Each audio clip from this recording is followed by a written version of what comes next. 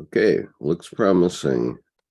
This claims that I'm live streaming, but it's not fully set yet. So, okay, here we are. Good morning, everyone. It is Sunday morning at 10 a.m. Do you know where your children are? Yeah, that'd be nice if people knew that. Okay. So we are going to continue with the Castle in the Woods. And Part two, I think. Page 225. It's the beginning of part 2 of this. Let me write a greeting in the YouTube chat. See if I can spell properly.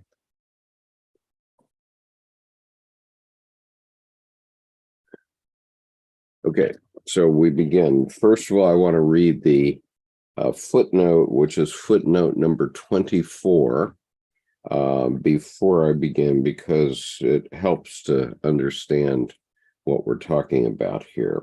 So it's footnote 24, and it says the draft continues, and this is anyway at the beginning of this section. Quote, "My friend, you learn nothing about my outer visible. You learn nothing about my outer visible life. You only hear about my inner life, the counterpart of my outer life. If you therefore think that I have but my inner life and that is my only life, then you are mistaken. For you must know that your inner life does not become richer at the expense of your outer one, but poorer. If you do not live on the outside, you will not become richer within, but merely more burdened. This is not to your advantage, and it is the beginning of evil. Likewise, your outer life will not become richer and more beautiful at the expense of your inner one, but only poorer and poorer. Balance finds the way." Okay. So let me read this first chapter, and that'll put what I just read in context. All right, first paragraph. If no outer adventure happens to you, then no inner adventure happens to you either. The part that you take over from the devil, joy, that is, leads you into adventure. In this way, you will find your lower as well as your upper limits. It is necessary for you to know your limits. If you do not know them, you run into the artificial barriers of your imagination and the expectations of your fellow men, but your life will not take kindly to being hemmed in by artificial barriers. Life wants to jump over such barriers, and you will fall out with yourself.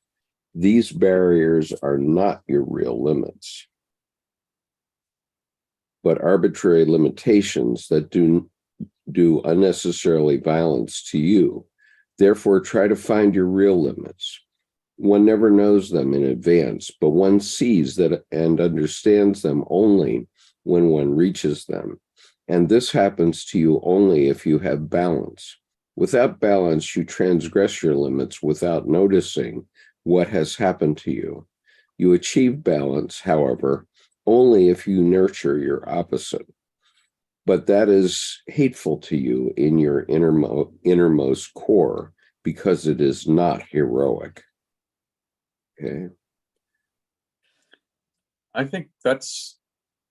like that last piece because it is not heroic, because the innermost core, the unconscious, these are raw contents, whereas the hero or the shiro, one or the other, would be refined, skilled, talents developed into abilities. And I think these barriers, the power of limits, as it were, indicate your identity, which is always in a way flexing. It's alive.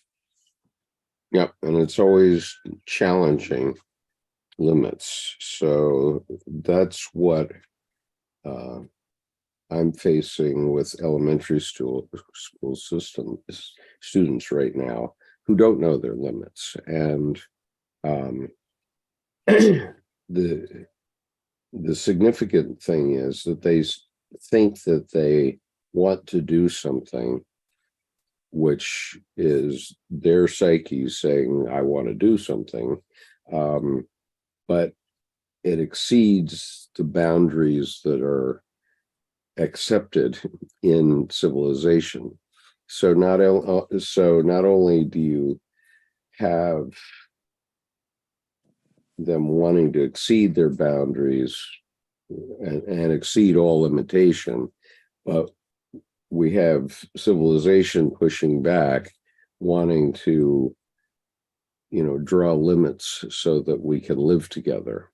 Because if everybody is living to their own limits in civilization, then we have chaos. Exactly. And I like to call it the 33 psi road ready tires of identity. And it's always being utilized. So it's like you pressurize yourself up, you operate, and then every once in a while, cold, hot, you have to let air out, let air in, put air in. And do you have speed rated tires for 55 miles an hour, or are they X-rated radials, which are above 164? So I think understanding the performance limits of your limits, where just like a runner who's not warmed up and just runs out and sprints, and they pulled a muscle, well, because parts of it weren't ready, parts of the leg weren't ready. Right. And so I think it happens the same psychologically, where you can kind of strain your psyche if you're not focused and present where you are, because you'll bump into these artificial barriers just because you're not aware. Right. Well, so if we take January 6th as an example, a lot of the people that participated in that event have now found the limits of civilization in the form of jail time for their behaviors. But they took the election of our former president as being able to jump the limits. And to a certain extent, some limits needed jumping, needed attention. People needed to rethink what we've done to certain states in America where we've hollowed out the Rust Belt, for example.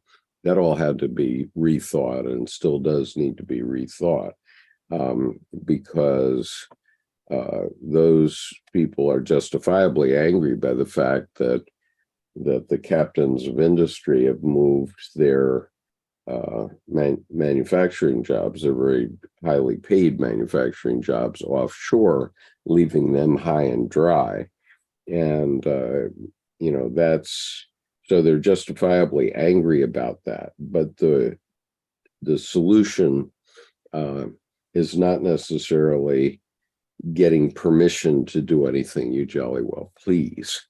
And society is now pushing back and saying these are the limits that you have to stick with, and sorry, you're going to have to face the music here, because you didn't think it through, right? Basically. And so unfortunately our former president gave people permission to behave as they behaved. In my case, as those who were on my advanced reading group that day know, I never doubted that Congress would take control again and that the result would be as it was. I just didn't know how long it would take, but it's very clear when you have something, when you have an eruption of people trying to test their limits like that, society is going to push back. It does it more slowly, but it still pushes back, and so now we're seeing that bubble being squeezed. I think also too, yeah. with that concept you just put forth in mind, the difference between flexing your identity and expanding your identity and strengthening your identity by challenges and expansion versus wishful thinking and entitlement. Because when these people got to the well of the Senate, it's like, well, where do we throw our pennies to make the wishes? I mean, they didn't know. They got there and didn't understand where they were. And the end was nigh, kind of thing. So, I mean, it's like they got there and, I mean, 2 words, now what? I mean, so, oh, well, you have to run the government. Oh, I think we'll not do that. We don't, we're not qualified. Well, or they didn't even know what they could do and what they couldn't do. And, I'm not sure you could organize it better. If you started to organize it better, then society would know and would push back before the event. And so, it doesn't work either way. And that makes a really good point too about how, say, for example, a military group runs. They're trained for planning, and of course everything never goes according to plan. So then what happens is the real experience and exercise occurs once the plan is now broken, and now how does everyone perform? And they had no disciplined practice. They just kind of tantrum, entitled, broke some windows and ran in. I mean, so there really wasn't that preparation for the not knowing part. That's the most important part of those events. Right. And, as we talk about the military, I read a Wall Street Journal article one time where a guy said, well, when I was in Vietnam, my captain was killed. And it was only then that I thought I might not survive Vietnam, because I was counting on that guy to get me home safely. And, the problem is when you're a corporal or a lance corporal or private, you haven't had enough training to save yourself. You need an officer who has been trained to call the shots, call in the artillery strike or the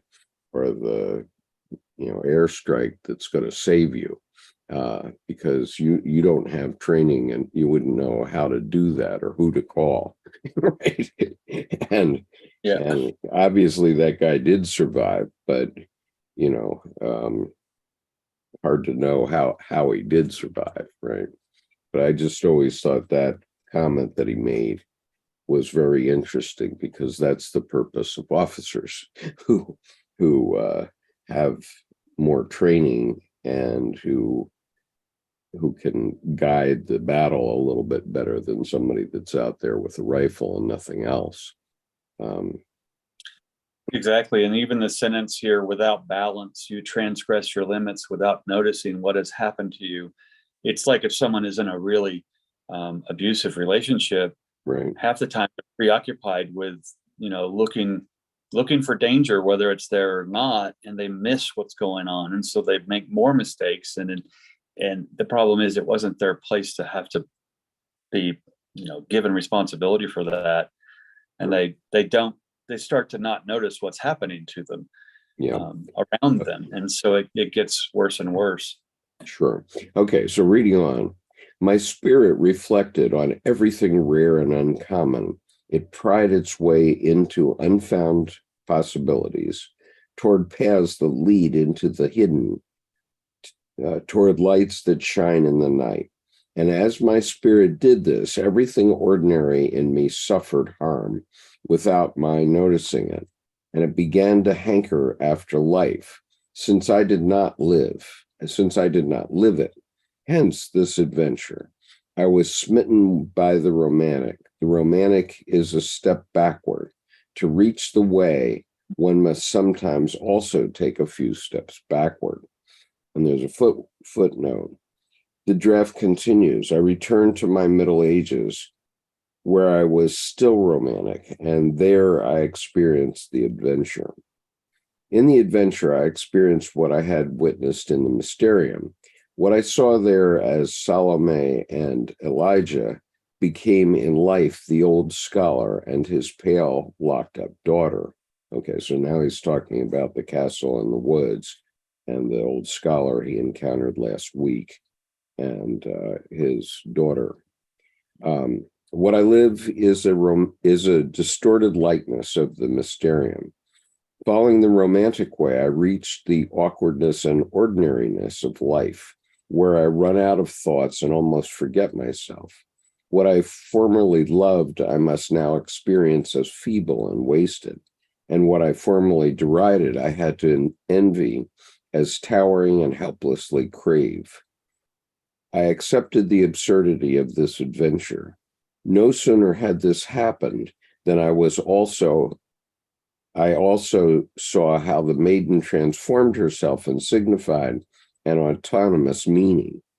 One inquires into the desire of the ridiculous, and that is enough for it to change. What about masculinity? Do you know how much femininity man lacks for completeness? Do you know how much masculinity woman lacks for completeness? We seek the feminine in women and the masculine in men, and thus there are always only men and women. But where are people? You, man, should not seek the feminine in women, but seek and recognize it in yourself as you possess it from the beginning. It pleases you, however, to play at manliness because it travels on a well-worn track. You, woman, should not seek the masculine in men, but assume the masculine in yourself, since you possess it from the beginning. But it amuses you and is easy to play at femininity. Consequently, man despises you because he despises his femininity. But humankind is masculine and feminine, not just man and woman. You can hardly say of your soul what sex it is. But if you pay close attention, you will see that the most masculine man has a feminine soul, and the most feminine woman has a masculine soul.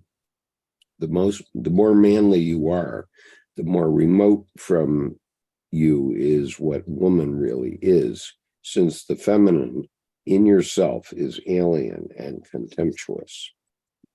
Any comments? Yeah.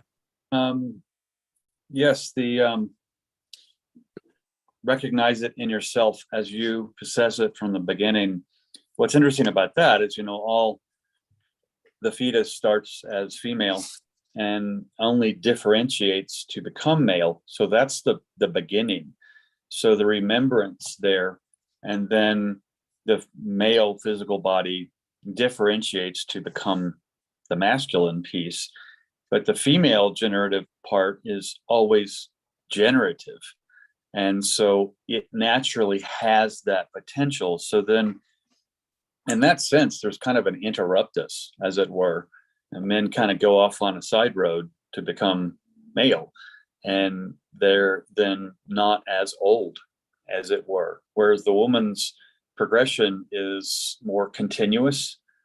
And I think even though that prenatal piece can often be overlooked, I think there is a women always were what they were and continued to develop, and men changed. And I think that change is indicative of then why the hero's journey, why the off on an adventure, because we naturally have taken, the off-road, and we've naturally taken a turn even in physiological development. Yeah. Well, what rang through to me on this paragraph was Jung was already seeing in his unconscious, in his active imaginations, the same thing we're seeing now in in the form of different ways to approach gender, let's say, and probably not gender, but anyway, the way people are in the world. And so we're starting to differentiate that, whereas in his time, 100 years ago or 110 years ago, which is when this was written, that reality hadn't started to come through for most people. And it only, it's only now starting to come through in more earnest, especially in the last 2 decades. But, I don't even remember hearing about the concept of homosexuality per se, in the old context of it, until I was in the 7th grade. Okay, so I was about 12 years old, 12 or 13 years old, before I even understood that there was anything that right, was different. Well, and part of that too is sexual development, where then you're becoming self-aware, and Right.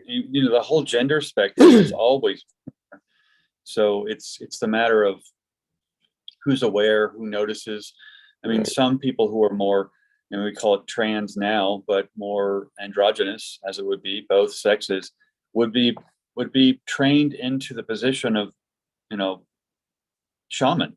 The person who is the wise sage advisor, male or female, or both, into ancient cultures, so that they were actually revered, rather than now sometimes you get a lot of people reviling rather than revering. And if you 7th grade, 7th or 7th grade, I mean, it's the kind of thing where you're starting to become aware of the differences of the body at that point. Right. Well, and the old Marine Corps motto about the Marine Corps builds men, that's literally true. Okay, in other words, the people who come into the Marine Corps typically are not ready for civilized life. And the Marine Corps teaches, a certain attitude toward life and toward, supporting other people in that life, where, the traditional ideas of manhood and civilization and protecting society, those values are taught.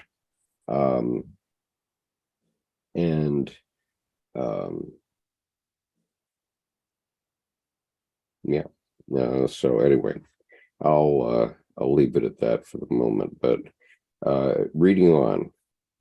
If you take a piece of joy from the devil and set off on adventures with it, you accept your pleasure, but pleasure immediately attracts everything you desire, and then you must decide whether your pleasure spoils or enhances you. If you are the devil, you will grope in blind desire after the manifold, and it will lead you astray.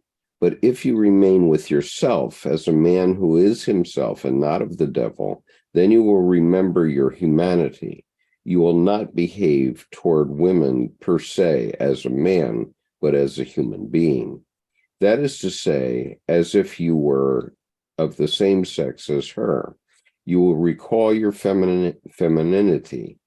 It may seem to you then as if you were unmanly, stupid, and feminine, so to speak, but you must accept the ridiculous, otherwise you will suffer distress. And there will come a time when you are least observant, when it will suddenly round on you and make you ridiculous. It is bitter for the most masculine man to accept his femininity, since it appears ridiculous to him, powerless and tawdry. Yes, it seems as if you have lost all virtue, as if you have fallen into debasement. It seems the same way to the woman who accepts her masculinity. Yes, it seems to you like enslavement. You are a slave of what you need in your soul.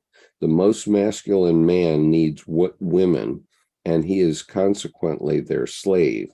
Become a woman yourself, and you will be saved from slavery to women, to woman. You are abandoned without mercy to woman, so long as you cannot fend off mockery with all your masculinity. It is good for you once to put on women's clothes. People will laugh at you, but through becoming a woman, you attain freedom from women and their tyranny. The acceptance of femininity leads to completion. The same is valid for the woman who accepts her masculinity. I think what's interesting there, the donning women's clothing, that's part of the ritual of Masonic initiation, where they perform plays, but all of the characters are played by men. And another example of that would be Monty Python. All of those are men, but then they put on wigs and dresses and they play the parts. And right. It's and interesting. Kabuki and no plays in Japan. That's very common. Yeah, exactly. And the kabuki is probably a better example, because then you have these invisible scene handlers that are changing the scenes right in front of your eyes, and you just don't notice until they're done, because the actors get you to focus on them rather than what's happening in the background. So there's kind of a trickery going on of how the scene's literally changing. Yeah. And for me, I found myself when I was in kabuki plays, or not participating, but when I was an audience in a kabuki play, I found myself going to sleep because I was being hypnotized. And I now realize that when something that unusual is presented to you, and it first happened to me when I was 15 years old, it just overwhelms the psyche as hypnotic induction does, and for me that results in me going to sleep until there's psychic saturations going on, right. And so, or psychological, maybe that doesn't happen to young Japanese men, but it certainly happened to me as a young American boy, having been raised in America, and then all of a sudden, boom, I'm presented with this, and trying to get my psyche to cope with it was quite challenging. I remember the dean of the graduate school in architecture, I'm going to the symphony with him and his wife, and at one point, she elbows him in the ribs because he's fallen asleep, she thinks, and he wakes up and he goes, no, I wasn't asleep, I was dreaming, the shrimps were playing the flutes. It's like, afterwards, she went, okay, prove it, and he whistled out the whole scene, and it was interesting. Well, in fairness, I also go to sleep in every church sermon. Okay, a sermon, or even a Buddhist presentation. If they're saying something that I don't quite accept, or it isn't part of my experience, it just knocks me out. Okay, because the way my psyche works. Michelle, you look like you're ready to weigh in. I do have something to say. And interestingly enough, well, I've never liked, I'm a millennial and an older millennial. I've never liked the whole gender, feminine, female thing. As far as I'm concerned, we can all wear pants and that's it. Yeah. And but I was in a meeting, I'm in other kinds of meetings, and this young man had come in and he was talking about how he was just feeling like such a loser, even though in his outer life he was very accomplished businessman, like international Mhm. And but like he was saying, like I was outside and I said hi to this girl, she blew me off, and he felt like a loser. And when he was going on about these things, like there's no crosstalk in these meetings, Mhm. I was just thinking like, well, you're not approaching it, you're approaching it like a video game, not like these people are human. That's, Right, right. and if you just treat someone like a human as opposed to uh some object, Yeah, women can that's a objectify great men as observation. well. Yep, that's a very Um, good observation. yeah, because no one, even if you're a great person, no one wants to meet someone and have it like a transactional thing. Like Right, we want to be met as a human, both right, sides. right, right, right. So Especially, that's a great observation with the video game, because then they're interacting even beyond an object. It's completely superficial, canned, expected. They're trying things out. Like, can I get her attention? And so, well, just get a big peacock's feather and make something big like nature does. But at the same time, that's still a display rather Mhm. than, like I said, a human to human interaction. It's which is even beyond respect. It's that, hi, I see you, and I'd like to engage here in conversation. Kind of, you treat them like a person, Mhm. and not like. I love the video game example because that's even beyond object, because in a sense, it's controllable, and that's not what we're here to do with each other. Right. And yeah, that's misleading. A couple of generations now of young people actually. and I feel bad for when people are caught up, both genders can do this, where they Right, just treat it like an obstacle course, and it right. really destroys their self-esteem. Sure, sure it does. That's a Right, great point too, because one concept I have is that after you're 18, validation's just for parking. It's like, and the fact that they could be made to feel foolish because someone else ignored them means their their identity is really not developed. They're still trying to impress mom or dad, right, and instead of becoming of the adult themselves, where you can be affected by the weather, but it's not going to crush you. Typically, I mean, right. that's interesting to me because validation just for parking. It's like Um, yeah, Amela, how about you? You're looking ghostly today, but I don't, I don't know why you're. So I wanted to understand how exactly, like, what is happening with Jung? Like, is he sleeping? Like, is he dreaming? Is this a dream of Oh, his, or is he actually literally writing about a near-death experience? well, he's writing about a waking dream, in effect, an act of imagination. So he's Oh, awake. wow. He's awake. He's having a vision. He's writing down the vision as he goes. And I can assure you that that absolutely works because I wrote a whole novel that way, and it took 8 months.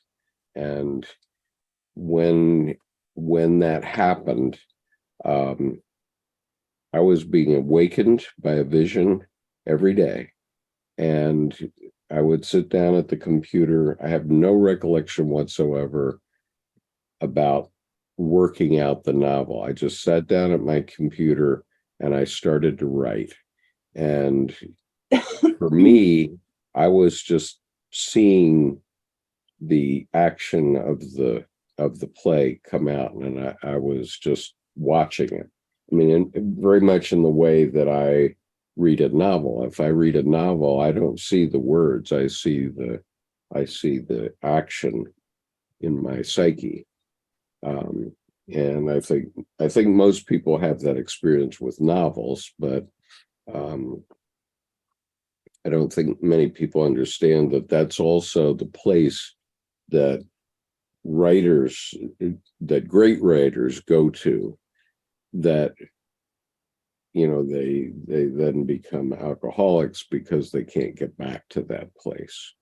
Okay, I can get back to that place anytime I want to. I just choose not to, because in the end, I wasn't very pleased with the result. Okay.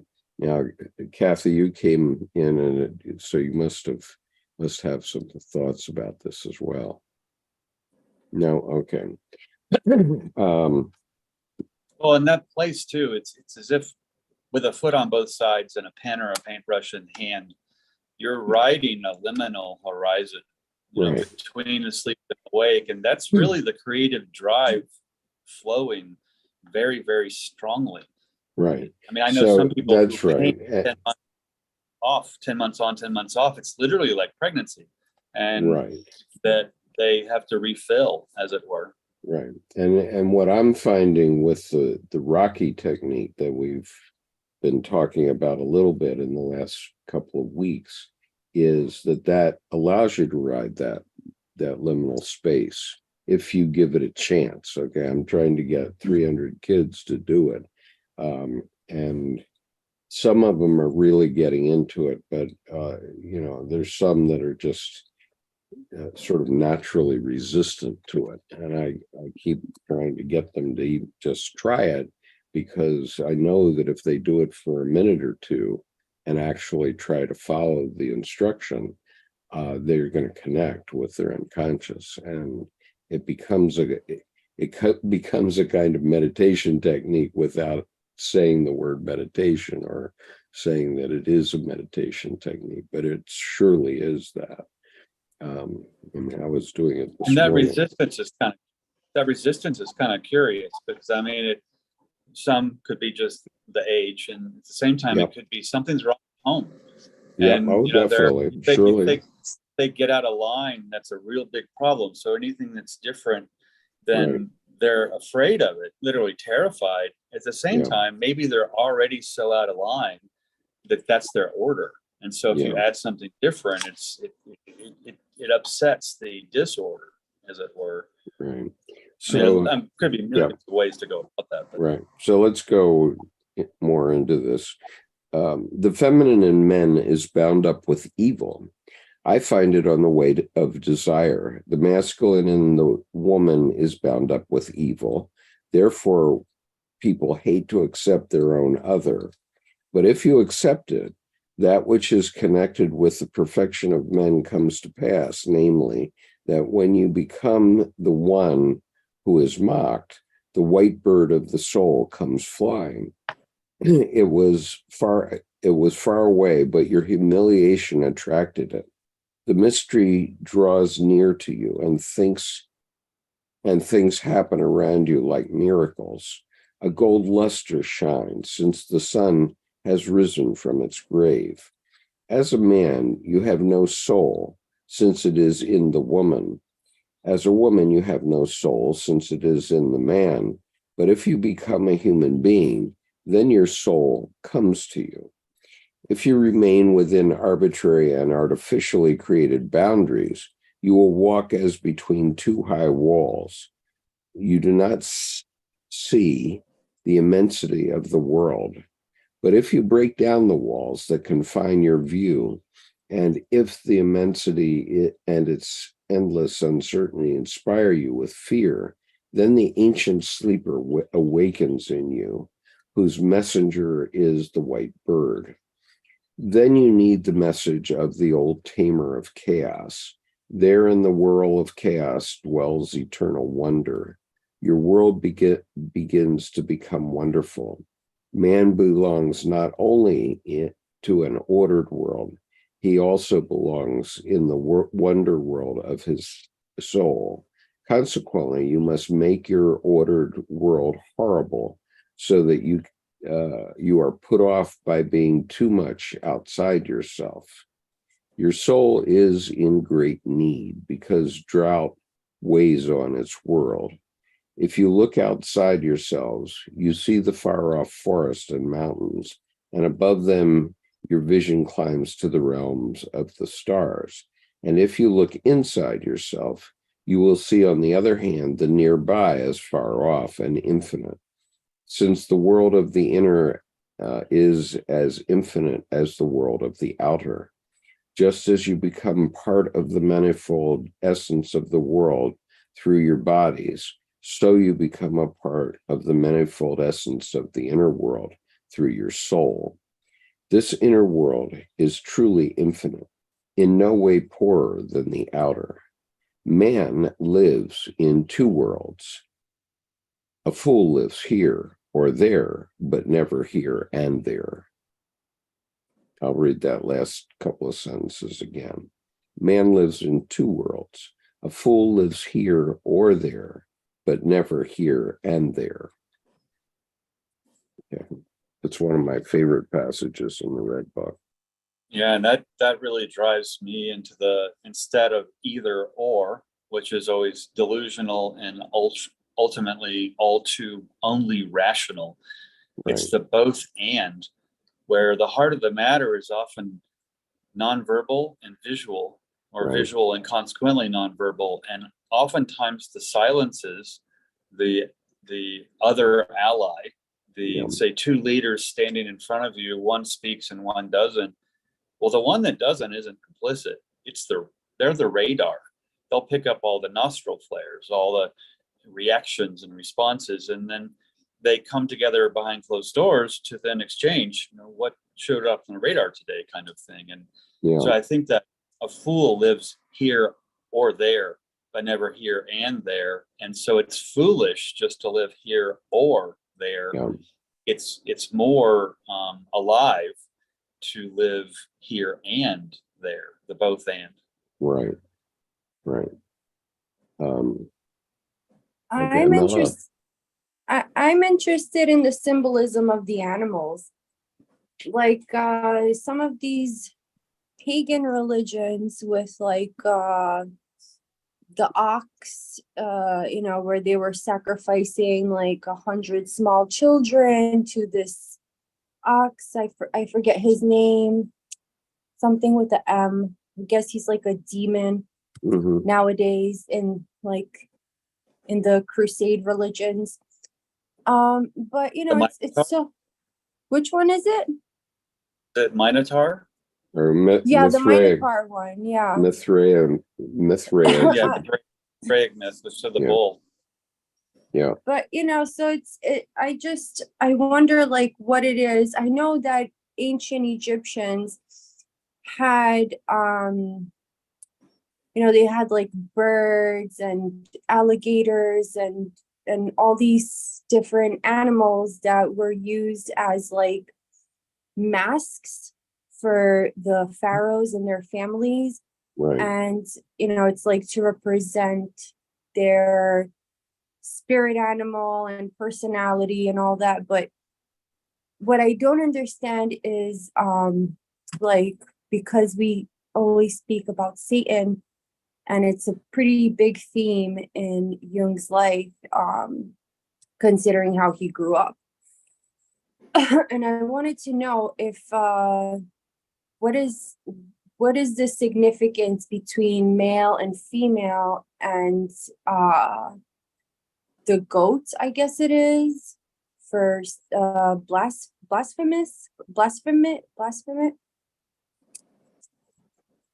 You mean like Pan, the half goat deity, which is the earth god, or the earth demigod, Pan, Pan? Because that's often I'm sorry. It's B like boy, BLAS SOMET, I think it was. Blasphemous, something like that. That was a symbol of the devil. DAPHOMET.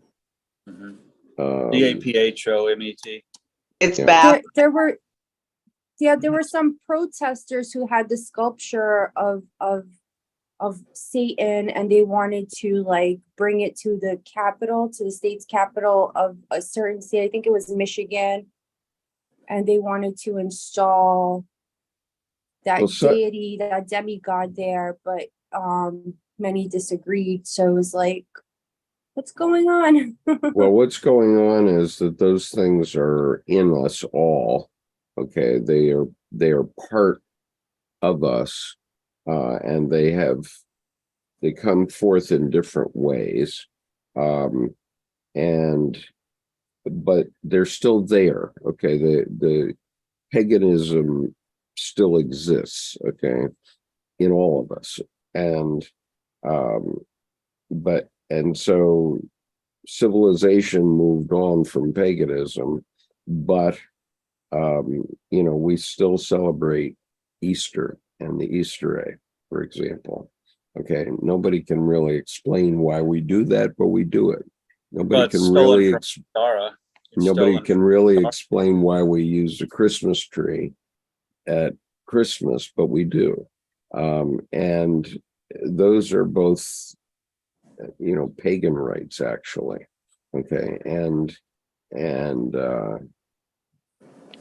because Jesus Christ never spoke of eggs, Easter eggs, and rabbits and chocolate bunnies and that sort of thing. Never. Well, And Amela, you brought a good point too with the Egyptians to peel away the devil part, but the Egyptians with the hieroglyphs and with the faces, the masks, to me, rather than being polytheistic or having multiple gods, what that to me is a metaphor for literally is that each thing that's alive has one job, to be its voice in nature. And so when they don those masks, it's saying, I am acting out my voice in nature. I am finding my voice in nature by becoming animal. And so what happens is it's the conscious, the instinct, and the unconscious, but together in a uniquely complete being with a human inside the animal. So I think rather than polytheistic, simply put, it's there's a metaphor of finding your voice in nature.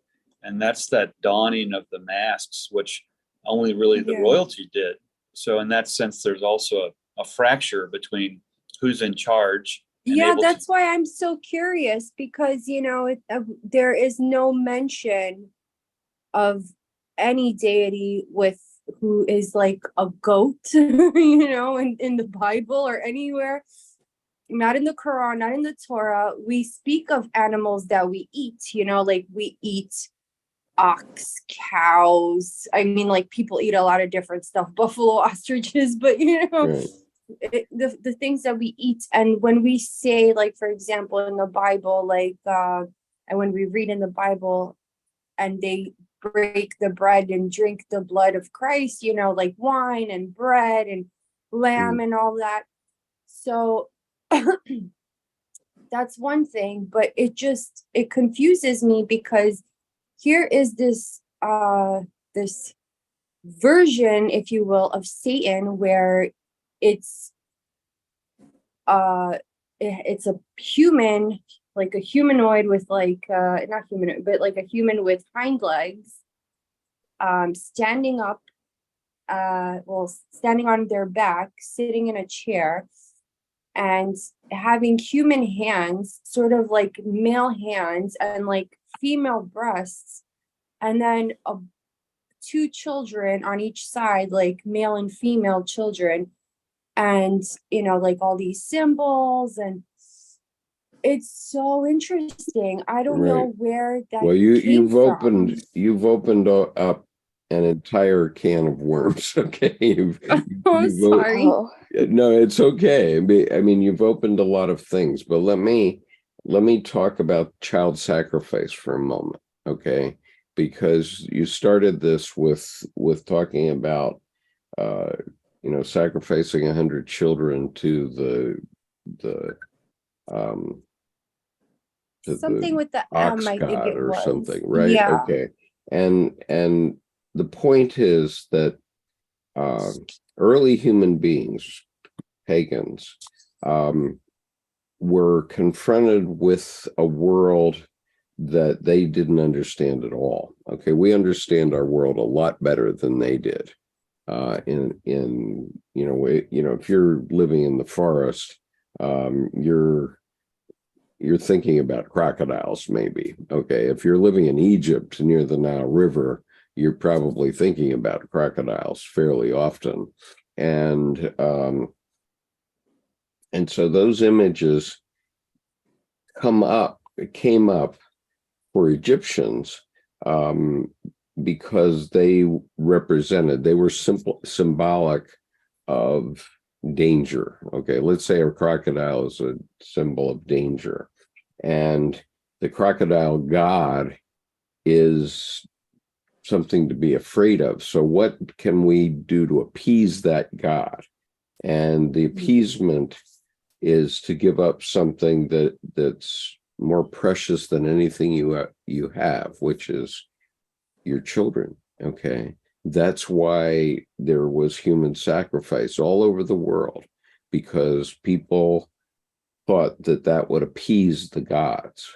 Well, it didn't appease the gods, it just killed children. And so the significance of the Abraham and Isaac story, which is actually Abraham and Ishmael, and is the basis of Eid al-Adha in the Muslim world, is that represented the end of human sacrifice in the Abrahamic religions. Okay, so for all Abrahamic religion, people that followed Judaism, Christianity, and Islam, that moment when Abraham did not kill his son, his first son, was the moment when Abraham had a vision that he could sacrifice a goat instead of his son. Okay. Yes. Right. And so that represented the end of human sacrifice in the Abrahamic religions. And people found it satisfactory. I mean, people found that, okay, I need to make a sacrifice, but I'm going to sacrifice a goat instead of my kids, right? And so it was okay, and so it actually was the beginning of the end of human sacrifice in the Abrahamic religions. That's what it is. And so if you talk to a Muslim, they'll say that Abraham's first son was Ishmael, which is true. And so it's Ishmael who wasn't sacrificed, whereas Judaism will say it's Isaac who was the second son. He was Sarah's son. So he was the first legitimate son, legitimate quote unquote, because Ishmael was the son of a slave, right? And so after Sarah had delivered Isaac, she didn't want competition for the sonship of Abraham. So she arranged for Hagar and Ishmael to be forced out into the desert, presumably to die. But that's what the Hajj is.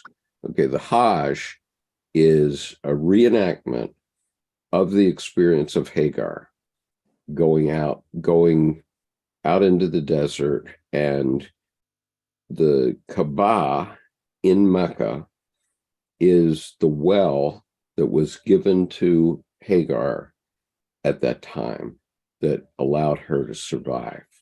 Okay, and the reason that is so important, that well, is there's been water in that well since the time of Abraham, or since the time of Hagar in this case, because it was her that was forced out into the desert and had to survive, and God gave her this well in Mecca. And so if you're in India or any major Muslim country at the time of Hajj, you will see in the baggage claim of airlines 5-gallon jerry cans filled with water from Mecca. Okay, everybody takes 5 gallons of water back, of this holy water, because it's the water from Mecca, and it's the water from that end of human sacrifice. That's what they're worshiping in Islam. Okay. I think also too that when Abraham makes the choice to substitute the goat for his son, that's starting to bring on the onset of don't believe everything you think, don't believe everything you feel, and the metaphorical view of psychic contents. So that, okay, there's a sacrifice, that's going to happen. Then his son is there. Okay, it's something else that's younger. He takes a goat instead. And so he's interpreting, as it were, rather than just doing something different. So then instead of making the psychological contents a lie or going against them, he's actually taking an interpretive view of those unconscious contents, and a goat will do. Right. And our psyches, all since the time of the Egyptians, all are working more or less in the same way. Okay, 5,000 years is a drop in the bucket in terms of the time of humanity, right? And so people's visions back at the time of the pharaohs was based on things that they know, whereas the visions that human beings now have can be different. And so, for example, most people have heard this, I suppose, that, I have no need for a radar detector. Okay. The reason is because every time there is police activity around me, I get a vision, and that vision is a police black and white going across in front of my car from right to left. And it says police on the side. And that vision comes to mind every time I'm near police activity. And it comes to me unconsciously, because what happens is if there's a radar trap, for example, the oncoming traffic sometimes will signal with their headlights, or at the very least, they slow down a little bit. And there's this very subtle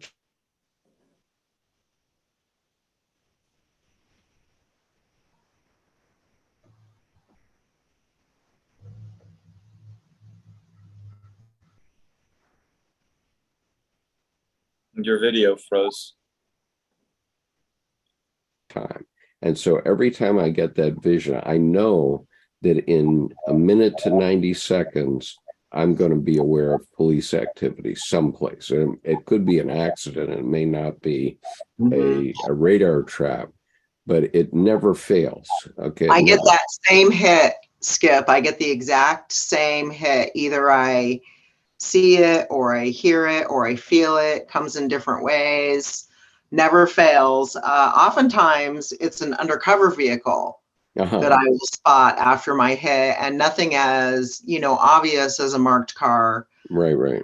And I love that sentient ability. And of course, it's just the tip of the iceberg. Surely. And I love what you said about the subtlety about oncoming traffic slowing down. Yeah. But even without that, I believe that we've been, I don't know, I'm sure we're not the only ones. We can't be, because there's, two of us right here admitting it, right? Right. Well, and I've never had a speeding ticket, not even once in my life. And, I think the word flagrant applies to a couple of the speeds I've driven. So. If we could circle back around. Okay, Michelle, go ahead. I wanted to talk about the image of the Baphomet, because I only know this from my early days on social media. There used to be this, I think it's still around, this platform called Tumblr. And if I recall, there was only I felt like there's only two options. There was the hot girl, gym girl, or there was witch. So I went with the witch route on the Tumblr thing. Mm-hmm. And it turns out the Baphomet is pretty new symbolism. It was brought about by some Levy guy in the 16th or 17th century. Yeah. And it's just Elias. Yeah, and it's just trying to combine in one image that man or God is a man and a woman. Mm-hmm. And I think in Eastern cultures, like the Chinese have Kuan Yin, who used to be a male Buddha, but then transformed into a female Buddha. And in Hinduism, there is, I don't recall which one of their deities has done that as well. But I think the whole point of that image was to try to bring the female and male together in one God image.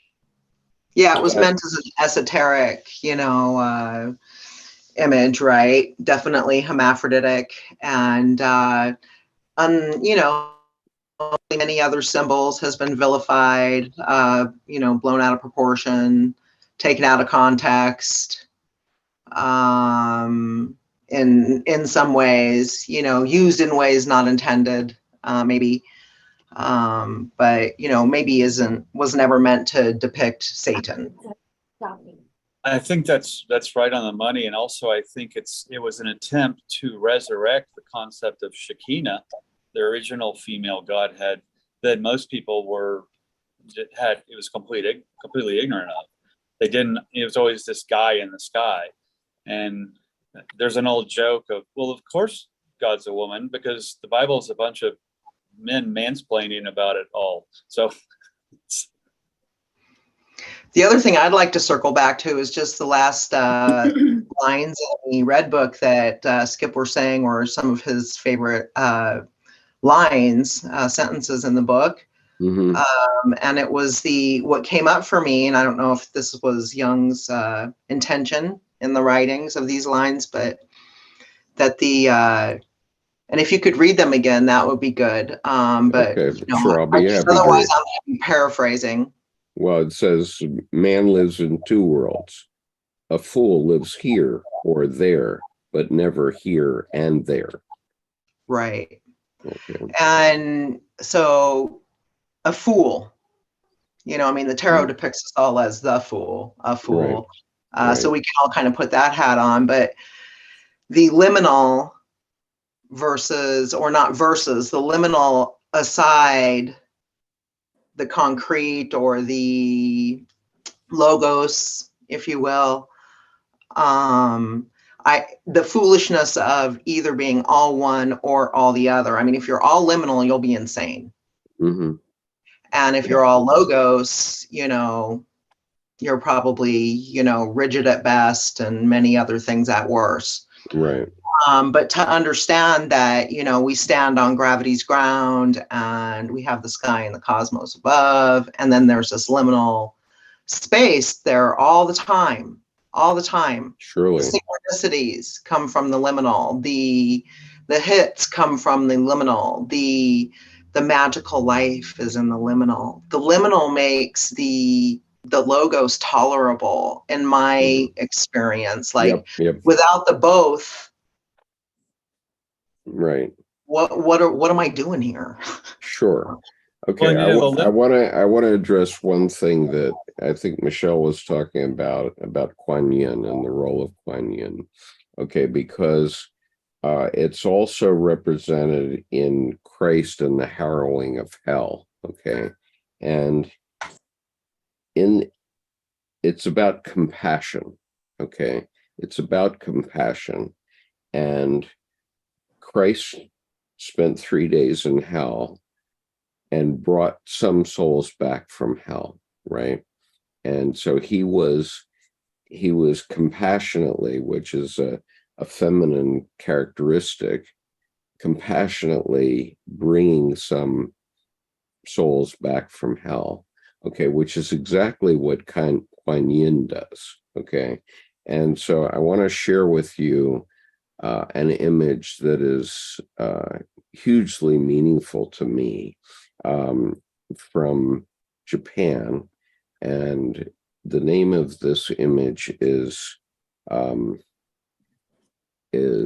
Ofuna Kanon, which is Japanese for Kuan Yin.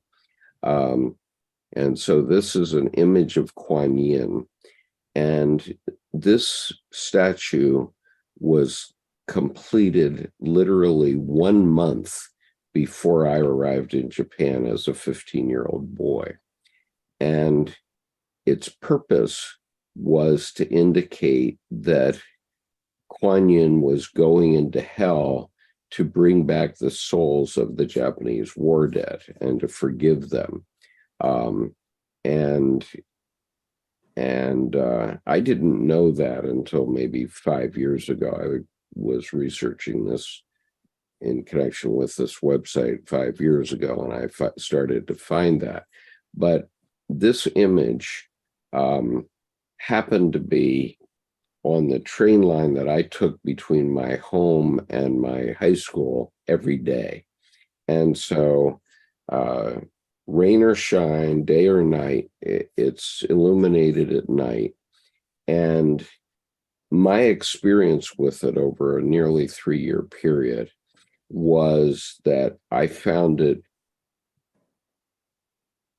very comforting and calming. Okay. Obviously in high school, you have a lot of stuff going on. And you know, every time I saw this image, which was every school day for that 3-year period from age 15 to late 17, I would see this image and it just settled me. Okay, without knowing any of the story. I didn't know any of the story. But somehow it touched me at a very deep level. And, you know, that's my personal testimony about it and about Kuan Yin. What I knew about it at the time was that my mother, I think, told me that it was, quote unquote, the goddess of mercy. And I accepted it as the goddess of mercy for the whole time I lived there in high school. And I guess I never thought about it much when I lived there as a businessman years later. But that relates to the feminine, and it also relates to man lives in two worlds, okay? Because I was living in two worlds. I was living in the world of an American high school, which happened to be located in Yokohama, Japan, and the world of Japan, which I would return to every night on a train. And she was sort of the liminal space, the place where I would leave all of my cares as a high school student behind and return to this feminine space, which was mainly represented by my mother, of course, because my father was often out doing things in the Navy.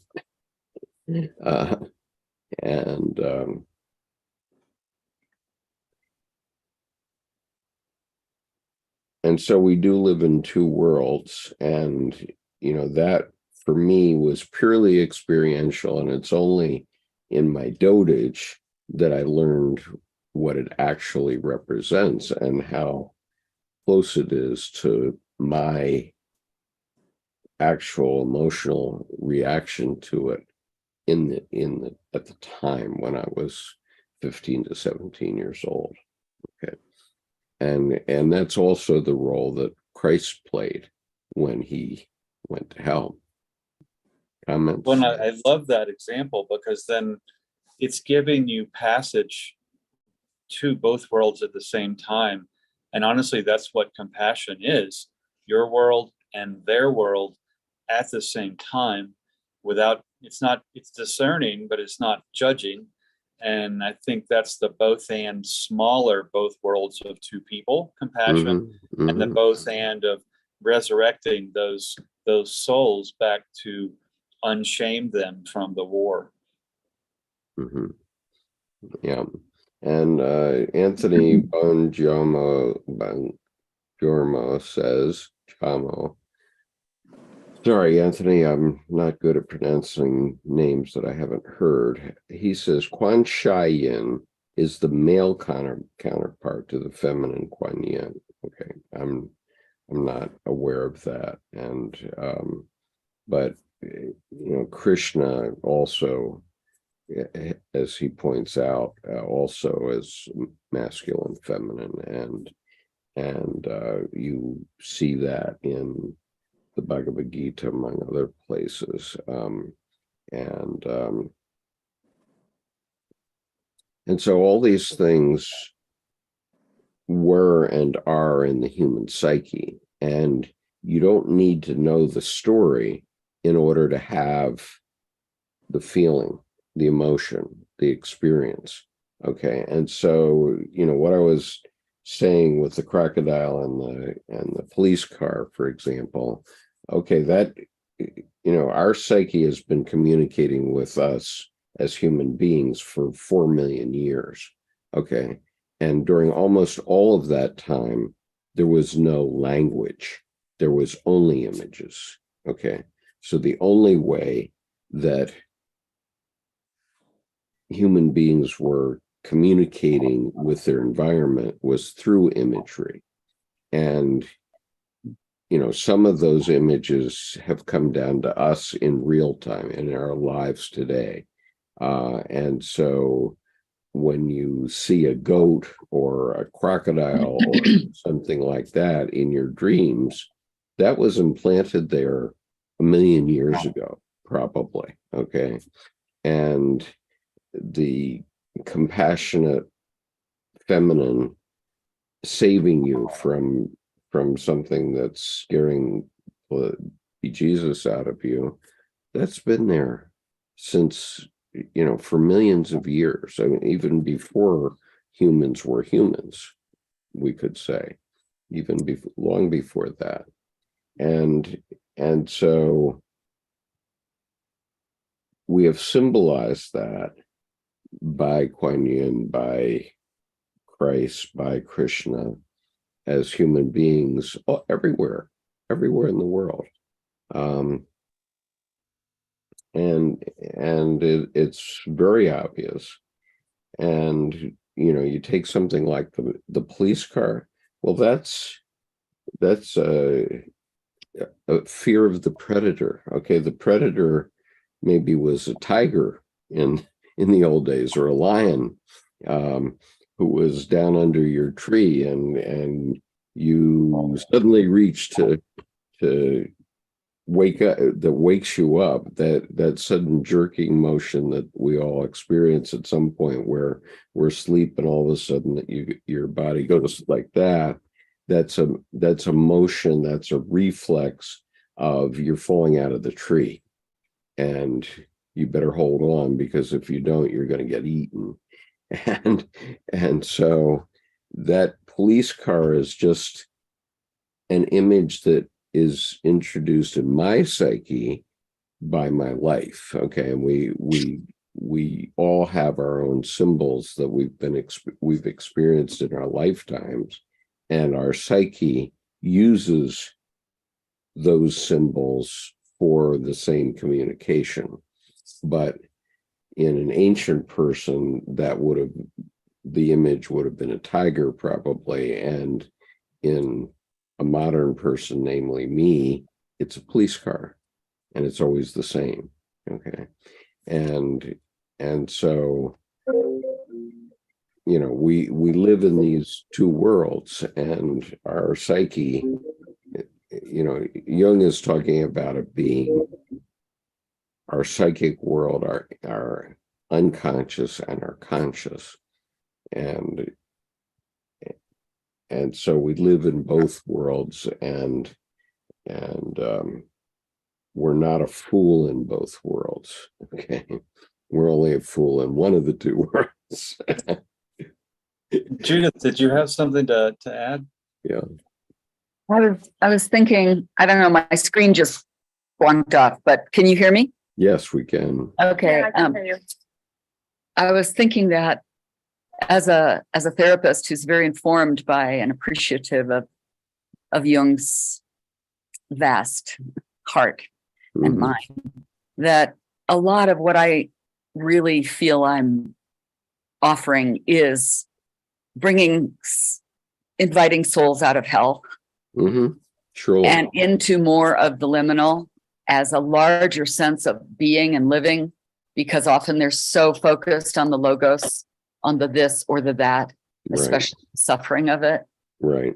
And it has been so helpful, so wonderfully helpful to have this kind of structural support for myself. One of my graduate professors in psychology said, it doesn't really matter what view you have in working with others or in being on the planet, but to have that knowing of what your view, what your values, what your alignment is, especially if you're going to be offering yourself to work with others, is critical. Right. What that view is and your integrity with it. And so I'm just appreciating the dialogues this morning and what you all are sharing. And it just struck me that I hadn't put it in those kind of terms until reading the passage in that sense. I mean, yes, that sense of balance. But anyway, just wanted to say that. Well, thank you. Yeah. It means a lot because it means a lot because I've been doing this for quite some time, and I've had many people now, and up and including people like Murray Stein and Henry Abramovich, talk about the fact what we're doing here is a very important part of Jungian psychology, even though I've never made any bones about the fact of being a trained psychologist. I never took a course in psychology, never ever. And I'm entirely self-taught, as most of us are here. But what we have is the ability to relate, it seems to me, and to be able to share our experiences and let people see that their experiences, which are pretty life altering, are not wrong. Okay. And so, for example, I had my long visionary experience in 1993 when I wrote this novel, which took 8 months, and it was a vision that came to me every morning and woke me up. Literally, a 15-year-old Japanese woman in kimono came to my bedside and shook me awake every morning, and I could not get away from that. She insisted that I went to my computer and started typing, and she would not allow me any peace until I completed her story. Now, I didn't know what was happening to me, and part of that novel is, to put it mildly, erotic, okay? And that aspect of it frightened me because I was still very much in my business career at the time.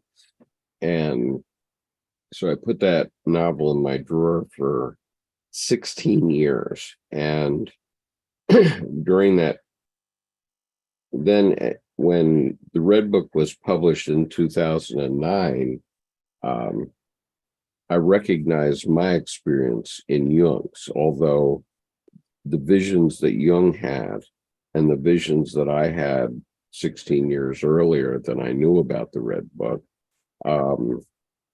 were completely different. And I now interpret that what was happening was I was writing the autobiography of my anima for this 31-year period from 1962 to 1993. And it was really the autobiography of my anima. It's called Mako, Memoirs of a Woman. Okay, so how is a retired Marine, lawyer, MBA, business executive of some 40 years experience, how does that man write the biography or the memoirs of a woman? Okay, but that's what I did, and I stand by that to this day, even though and I did it under a pen name, so you're not going to find it under my personal name on Amazon, but it is on Amazon and in Kindle.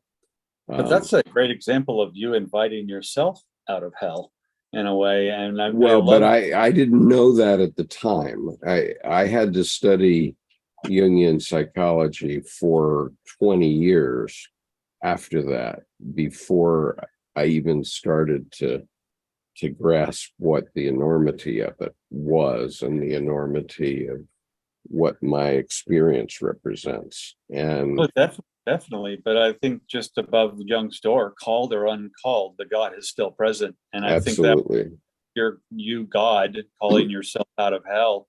I mean, Judith, I love that, in the inviting souls out of hell, out of the only logos, the rational, and which is also the superficial, the material only.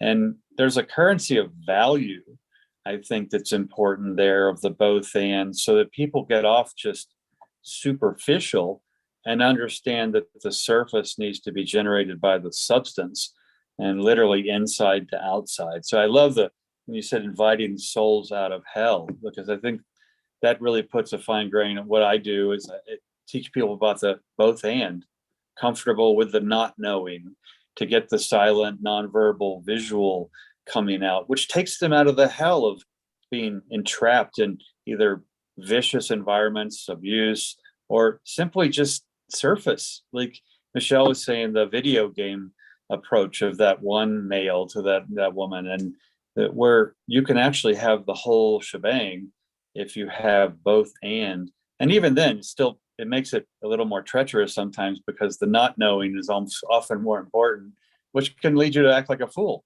occasionally. I mean, absolutely.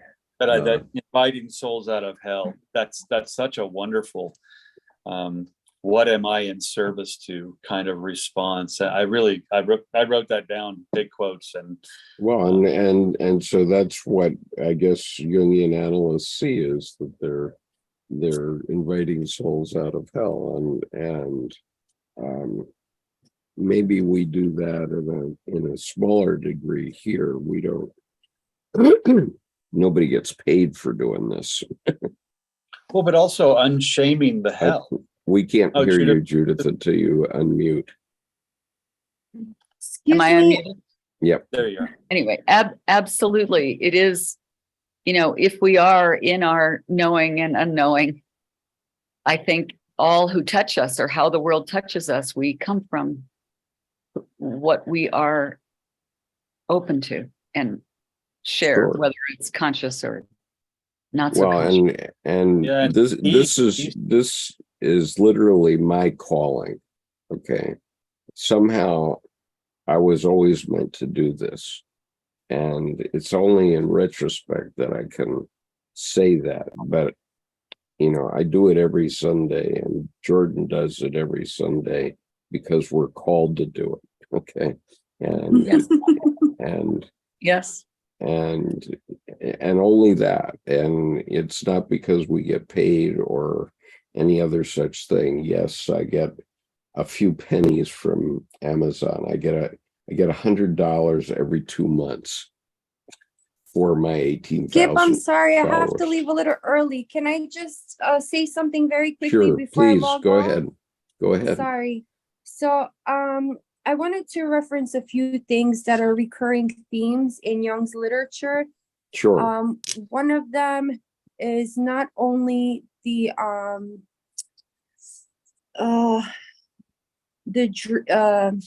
not the dream, I can't remember now. But on page 217 in Man and His Symbols, he talks about the she-bear of a patient that he had, and he thinks that it might be this sort of goddess, Artemis, the Greek she-bear deity. Yeah, Artemis, the huntress. And he speaks about the royal couple. And then somewhere, I can't find the page, but somewhere in the Undiscovered Self, he also mentions the divine couple. So I wonder if maybe also not only is the anima and the animus, not only are they two separate beings, but maybe they're also like when coming together as one, as a sacred unity, like these guys, which is from my local church, the Immaculate Conception, and it was from Easter. And I was going to also go back to what Kathy was mentioning, Miss Kerr, but she had logged off. There's also, if I'm not mistaken, there are many stories of sex workers in Judaism. And so if I'm not mistaken, I don't know if it was exactly Esther or another woman, but there was one woman, and you even mentioned her in one of your talks. She was basically, her duty was to trap her captors that have enslaved her.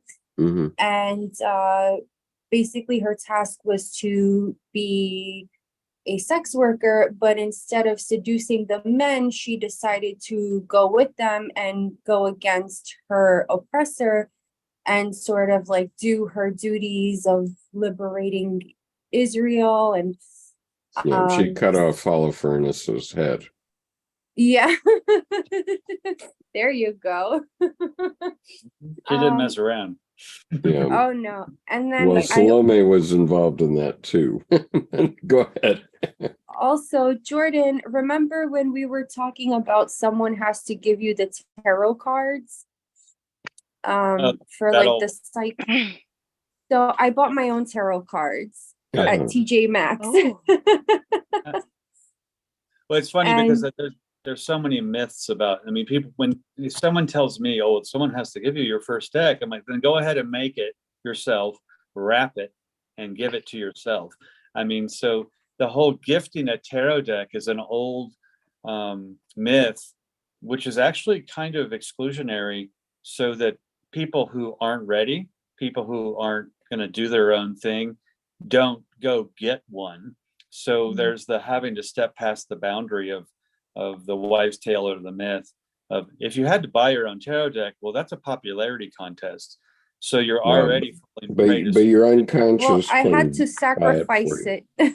Yeah, no, your unconscious bought it for you. You were called to buy it.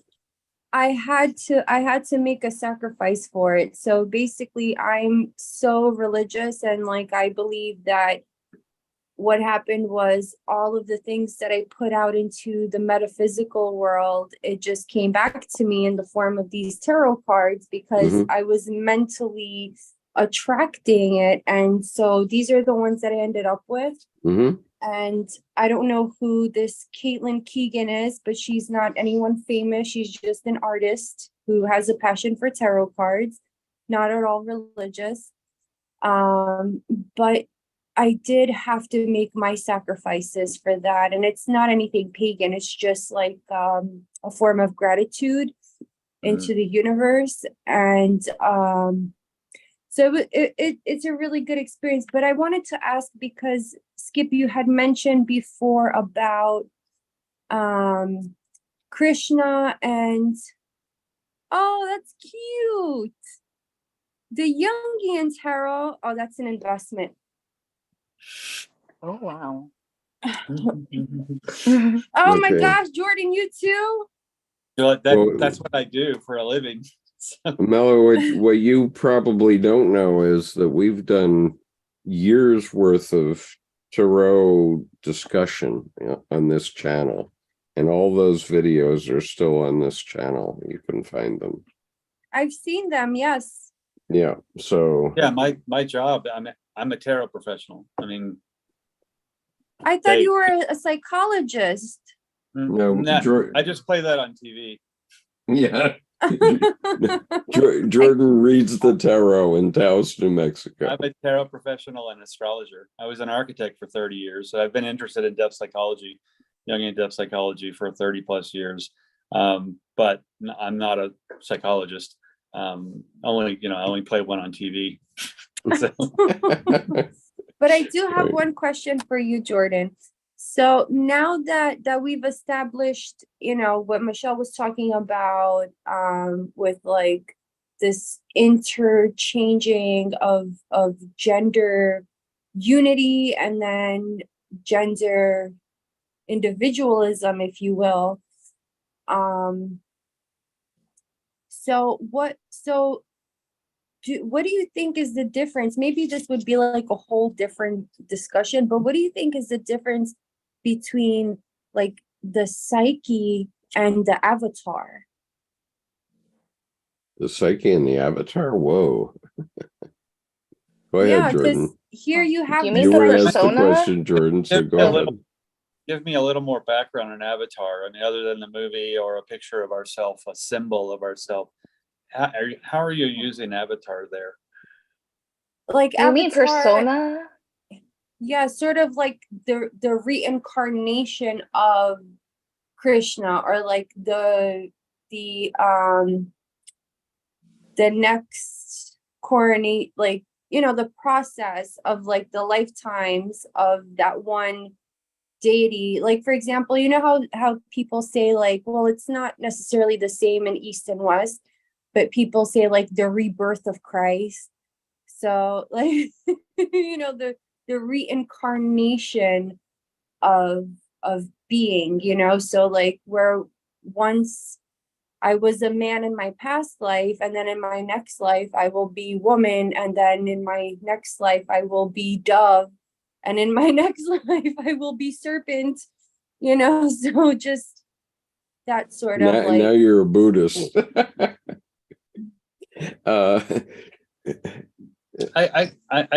In the end, there's no difference between East and West. I want to say that, but go ahead, Jordan. I was going to say I kind of don't know how to answer the question from the. I'm unclear about the Avatar piece and relative to contrasting the psyche, but as Michelle mentioned, possibly persona, which Yeah. could be just like Avatar is used in slang on social media. You have a picture that looks like you. It's a symbol of you, but it's not you. So is that where you're going with the avatar versus the psyche, or are you using the avatar as a larger scale, more deity level across time versus the psyche now? I'm trying to get a hand. It feels like there's a big sanctuary somewhere to explore in your question, but I think the word avatar is throwing me in terms of how you're putting it forward. yeah, I guess I'll have to rethink my question, just because Avatar is so loaded with like, in my mind, I'm thinking of Avatar also sort of as like, as something else, but there's this rock that is by the San Francisco Bridge. It's a stone, and someone had said that it was like a part of Shiva or something like that. It was in the news in the 90s, I think it was. And I don't want to give the wrong information. So, but it was a huge stone that the city of San Francisco had placed near the Golden Gate Bridge. And then all of a sudden, thousands of worshipers surrounded the stone and said that Shiva was speaking to them through the stone. And it was like a carnation of the deity, and so they wanted to shut down that part of the city to like take the stone and bring it to like a sacred place, and all these arguments began. But basically, you know, whatever comes to mind in terms of like, when you like, I'm not sure if you ever thought of it that way, like the psyche and you know, the avatar, like the self, like who you are as the self, and like, you know, this image of self, if that makes sense, through space and time. What you're looking on your screen is all avatars. Okay, none of us are on your screen. Okay, we live in different parts of the world, right? And we live all over the country. And so they're only symbolic of avatars are a symbol for what you are, okay, at any given moment. And so when I do this on a Sunday morning, I have no idea what I've said. It comes entirely from the unconscious. I mean, I was just trying to remember where we were for today's session so I could send out the MailChimp, and I couldn't remember a single thing about what we said last week. Not a single thing. I had to go back to the video and remind myself. And so when we're doing this, we're all in. As an analyst is, I think Judith will back me up on this, that when you're in an analysis with somebody, you're all in. You have to be there with them in that moment. And I would bet that at the end of a day where you've done 5 to 8 analyses, you probably can't have no idea what you've talked about. Is that fair enough? That's very true. Yeah. It's very true. And sometimes notes happen, but they're also coming from not a conscious place, what I will take a note of. But yes, it is an all-in kind of presence. It's a presence. Yeah. And that's one reason why I never pursued becoming an analyst, because I couldn't imagine I couldn't imagine being in 3 to 5 or 8 different people's psyches all day, every day. I couldn't. I have enough to deal with my own psyche, and so to be in the middle of someone else's is, this is a one-way thing in a sense, because I while I know a few people who are on this panel to various degrees, I don't know very few of those that are on the YouTube channel who watch it. Okay, so like there's 15 now, but by next week it'll be 350, and I don't know those people at all. And so it's really a one-way communication with them, the ones that watch afterward.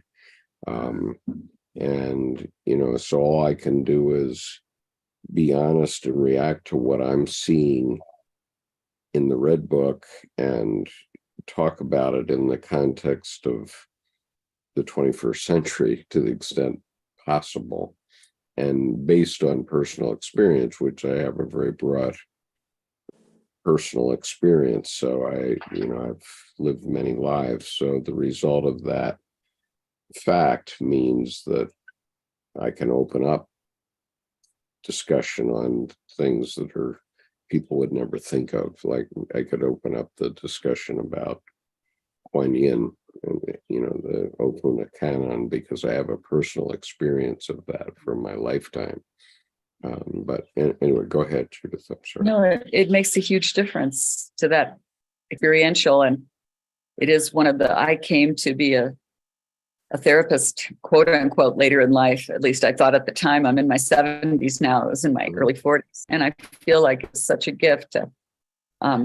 And I'd grown up around the world. My father was in the State Department and military diplomacy, military attaché.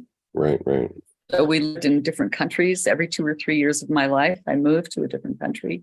My family insisted we never go to the American schools, which was also a challenge for my brother and I at the time, but I'm tremendously grateful. So I appreciate your bandwidth of this. And I also feel it's part of my balance that came in my late 50s. I felt called to move to this very remote place. And rationally, it was like, what? I'm at the peak of my career, so to speak, in Boulder, Colorado, very large practice and colleagues and teaching at the university. And I'm called to the middle of nowhere to a county in Southern Colorado that does not have a stoplight. Yeah. And it has been such a gift. And the realization of it has come slowly. This was my balance, be in silence, in beauty, in balance, and be able to continue in a way where I feel is purposeful and definitely very personally meaningful. And And Yeah. just like seeing beings, invited out of hell to actually witness that experience, witness Mhm. that happening over time Yeah. is, Sure. in Buddhism, they call it sympathetic joy. One of the Mhm. 4 immeasurables that you can never get enough of is the third one. The first one is self-love, self-kindness. Right. The second is compassion. The third is sympathetic joy, which is you feel so good for others feeling good. Hmm. It's a tremendous joy. Yeah. And just vectoring off of that a bit is what would you say, and love to hear you as well, Mr. Hoggard, about the devil and being joy. The devil, he says, oh, joy is the devil. And in this passage, I think it was a few paragraphs up. I love that question because I don't know how many people after a session, a year or so after, they'll say, wow, you tuned my version of the devil card in the tarot. It wasn't about addiction anymore. If you want to look at addiction, look at inhibition, because that's where they root. It's hard to find them. And the reality is then it was about comfortability with your own earthly intensities, your own earthly desires, so that high octane fuel inside fuels an unthreatened quality. And that with the devil and joy, I think, to me, confidence is the other side of the coin of shame. They're both reactions to external forces. Confidence is just prettier. And me, it's about, that tree outside my door, it's not threatened, it's nature. And so I think finding, our one job is, what's my voice in nature? And that goes to me with the devil and with joy, because when someone's happy, okay, fine. But you can tell when joy enters, their face changes, their eyes light up. And someone who's dim becomes a sparkler. So I think that devil piece is quite a beautiful trickster, where it's making a taboo that really hides the good stuff. So I think it's comfortability with your earthly desires, your passions, and really more abstractly, your life force. And in a sense, then it's not taboo or kink or any kind of thing in life. There's no accounting for taste. And for you to find what really drives you, I think, is that devilish joy that I think when he pens it here, there's kind of an ecclesiastical shaming behavior, but I think that's early 20th century cultural wording. But I think when he's still, he's still in the concept though of the devil and joy being that which is of the earth. I mean, even the devil cast down to take care of the earth. Well, take care of your body, the self-joy, the self-kindness. And then, for example, I'm similar with it's not about I moved to Taos, not because of I need to have a successful career. It changed to what am I in service to? And it's seeing someone relight themselves up. And that's, I see that daily. And I don't know how many people have asked me, and here's the thing, a devil piece to go back to it, which is a little more superficial. People tell me that I should record my readings so I can study what I said and, take that forward. And I said, my job is unpacking, not canning.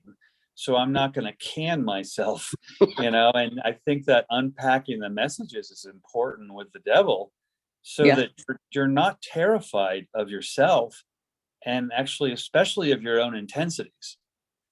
And so if that responds to your question, Judith, for the distinction at all. Wonderful. I really I have appreciate something it.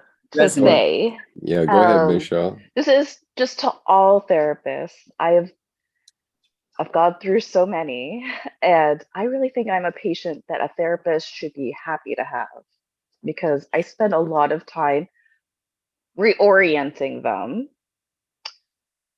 And my thing is with therapists, first of all, a lot of them don't like to have these ideas. They don't realize that if they want to get the other person out of hell, they have to go into hell and just look around and let the person be there. Like, I just feel like every therapist wants to come in and save them. And like, no, that's not what it's about. Like, why do you do that?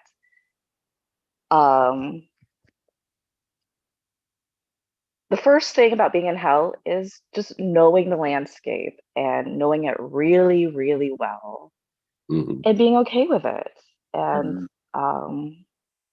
you know, a lot of people are in hell and they think they're in heaven.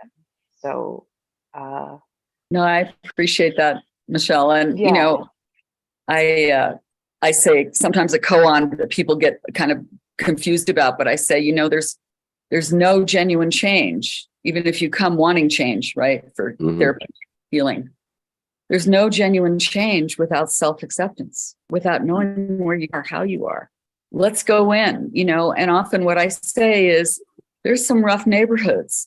You don't want to go in alone, just like if you were on the south side of Chicago, you know, let's go in. Absolutely. I and the appreciate longer you spend talking about the problem, the more interested the other person is in the solution. No one's interested in the solution because the solution is not fun. Focus on the problem. That's my only tip. Well, I think I like that you're basically saying to unshame hell by holding their hand and walking in there with them. And I know there's times when I'll tell someone, it's like, I don't keep tissues at my table. That people will never sit down. But the thing is, there's almost never not tears shed. And the thing about that is that's getting them to unshame their own hell. And to me, they're usually not happy, sad tears. That's life force welling up that's been contained too much. And so when you said that, you know, to go into hell with them, I will tell them, this is not going to necessarily be easy. I said, I'll be with you, but I'm also not there. This is yours. So you can't play the bird with a broken wing. I'm not going to pull you out. I'm going to walk with you and I'll be your invisible ally. Because what happens then, I'm not taking their stuff on, but I'm also there as powerful witness so that they don't feel in danger and they can actually address their demons because they've got backup, you know. And even though I probably won't be able to help, the fact that they know they have an ally, they forget about needing one. And they come to that self-strength to, as Judith said, the self-acceptance that, oh, I am enough. And then I also tell them these things reside in your psyche. It's conflict of interest and not to their best of, you know, their life force to harm you. So when they realize that they're harming their home, your psyche, they don't always get in line, but it does take some of the vim and vigor of their bluster off so that they can get into the true message of the intensity of that quote unquote demon. And then in a sense, they're walking up like, hey, can I buy you a cup of coffee? You know, or in a sense. And I think that you're right, though, that you have to go there with them. Even if you're not emotionally vested, you're compassionately vested. And I think there's a distinction because I know it was like a massage therapist who starts out and then a year later they're more than obese, but they were running marathons. They're taking their client's stuff on. And to me, that's facilitating a bird with a broken wing. And that's damsel in distress, you know, knight in distress. But I like that you said you have to go there with them because in that room, in that space, and I have an office with no walls, but I don't make eye contact with anyone walking by. And what happens is you will see them actually move around. There's a space that's created. And in that sense, even though you can hear, if you stopped, it creates privacy. And oftentimes that privacy is their own personal hell. And it's just the two of us or three of us, depending on if it's a couples reading. But I appreciate you said that. You have to be there with them. You can't only be, you know, an observer with a, you know, little monocle telescope thing from far away. You have to hold their hand. Yeah. And, you know, Michelle, I call the former of what you experienced quite a bit of, it sounds like, two things: idiot compassion and therapeutic aggression.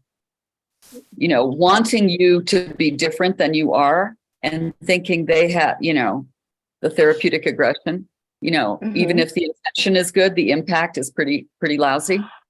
And There's then a lot of cues, like even though a therapist, like they have these rules where you can't, they don't tell you about their personal life. You, as a patient, I know so much about my therapist. Of course. So much. Of course. And yeah. Well, and I think Jung was amazing that way in that he was more transparent, Mhm. actually. Yeah. Yeah, He and I think told that's more the Freudian. You have to be this complete blank screen and, you know, just let everything bounce off. And that's the reflection that, you know, so you're not involved in, like Jordan, you're saying, of course, we're creating a container, a sacred container. Right. You know, And so I think thanks, Michelle. I'm glad you're still on the journey of and learning so much from it, even though it's from a lot of suffering too.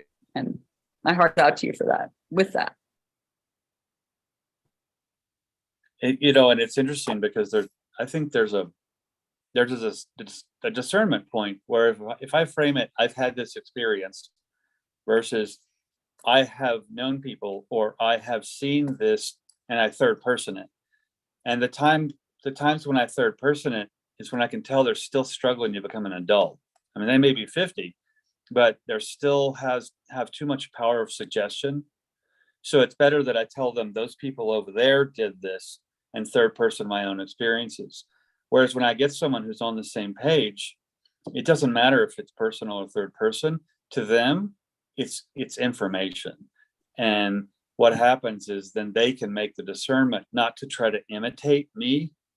They're just using the experience of what I've conveyed. But I think that it's interesting, the therapeutic aggression. That's a wonderful way to put that, because that's I'm going to fix you, and I'm going to fix you because you should be like this. And I have no clue what you're going to surprise me. Yeah. You know, I can see you have so much intensity in your eyes. You look like Joaquin Phoenix. It's just lasers. So be mindful of your addictions. Maybe watch look at his biography. There's a similar something there. And you can then learn from other people's mistakes, like what Abraham Lincoln, learn from others' mistakes because you don't have time to make them all yourself, you know. But some others. Actually, Ben Franklin. You're right. Ben Lincoln Franklin. did that. Right. Yeah. Yeah, it Lincoln was the better angels. May the better angels of ourselves prevail. There we go. Thank you. Well, I'd just like to, as we conclude here, because I want to save this next section for next week when we have more time, but I find myself in my dotage here, and I'm 76, pushing 77 now, teaching art in an elementary school. And it's a quote unquote Title I elementary school. So it is, it's largely people of color. I would say it's 95% people of color. And it's really fascinating to see how the penny drops on some of these kids when I'm teaching them a principle of art.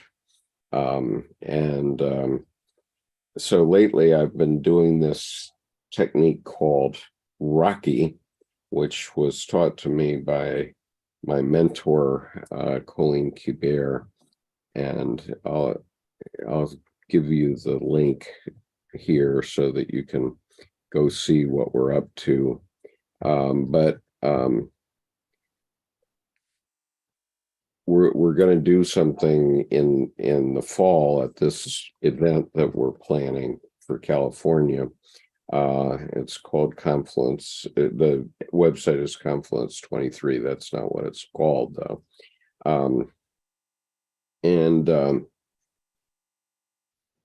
One of the things we're going to do is this Rocky technique, which is to put down color and then outline the color boundaries, the boundaries of the color that appear on the page randomly, and see what happens.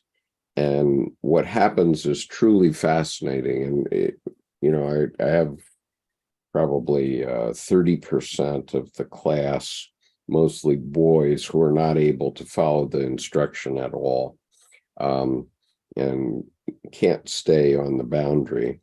But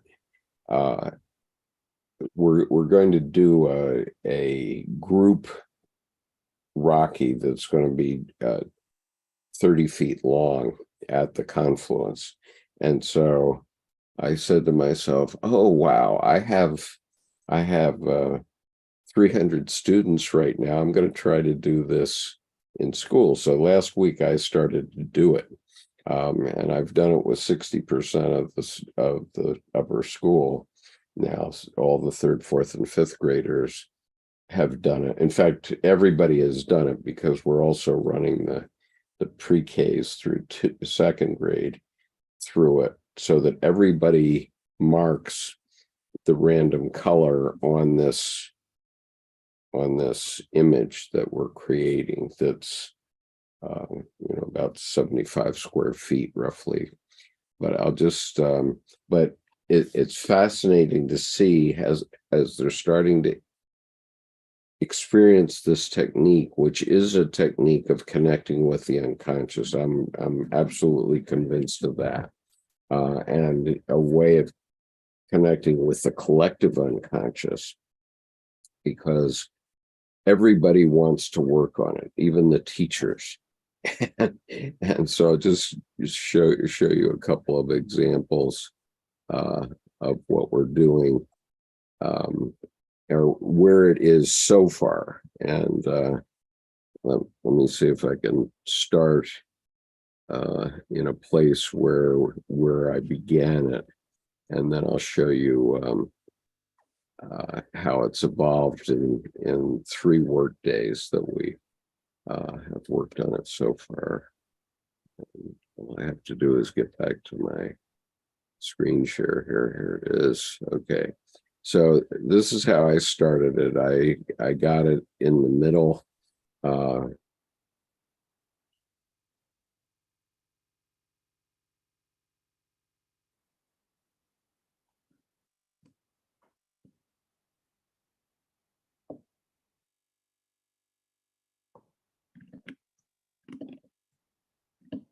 That day's class, one end of it. And so this is how it looks. And then what I've been doing is playing God and raining on it and doing things that will make it more randomized, but I've got the color down. And then I've also created mountains and other things with water and so on, so that it's going to be randomized. And let's see, that was okay. So here you start to get an appreciation. This is an individual Rocky that a third grader did, which is really wonderful. But she was able to pretty much follow the boundaries and so on. But this is what I'm doing to it afterward, where I'm taking this. Well, I didn't want to show that, but so be it. Where I'm showing the. Well, that's a nice contrast. I mean, you get Bank of America versus art. I mean, you get logos and arrows both. Right. Right. So it doesn't show very much in that, because it shows those 2 images show how my account, all my accounts are overdrawn or were overdrawn late last week. But that's that's an issue between my partner in Kuala Lumpur and me. It's a long story, but anyway. Thank you, Judith, for your comment, the gracious comment in the chat. I totally likewise. You're very rich to have your presence and the insights you provide. Yeah, absolutely. So anyway, I'm going to see how this develops now with my 24-foot long school-wide Rocky. So everyone has put their mark on it, or will have put their mark on it by Tuesday. And then, and I'm obviously also putting my mark on it by raining on it and creating water pools and stuff so that it runs. It's watercolor and it's 90-pound paper. So I'm able to do that.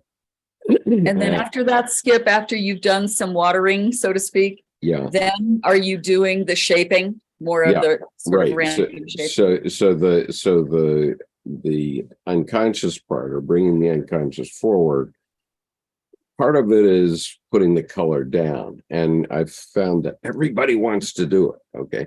And they don't want to stop. And so I've been giving each student 1 minute to do it, but some kids I've had taken 3 to 5 minutes to pull them off it once I've allowed them to start, right? And so I give them 1 minute to mark it, and you see what, I don't know, 6 classes do in one, each with a minute. They basically, make a mess of it.